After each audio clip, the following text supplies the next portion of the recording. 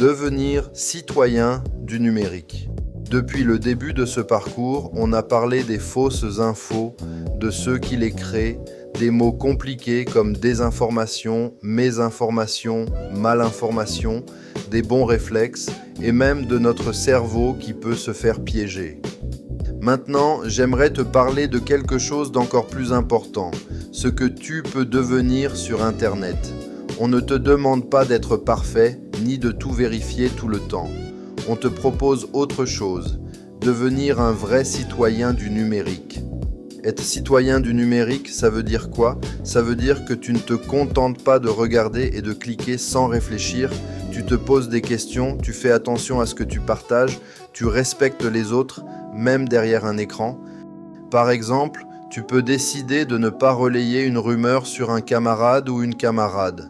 Tu peux choisir de ne pas te moquer dans un commentaire ou dans un groupe. Tu peux prendre quelques secondes pour vérifier une info avant de l'envoyer à tout le monde.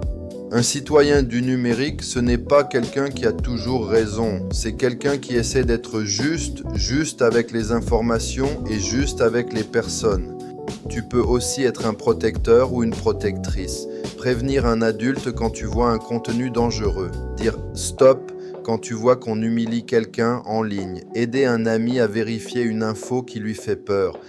Internet n'est pas un autre monde, c'est une partie de notre monde où les mots, les images et les vidéos peuvent faire du bien ou du mal. Alors, la question que je te pose est simple. Quel rôle veux-tu jouer là-dedans ?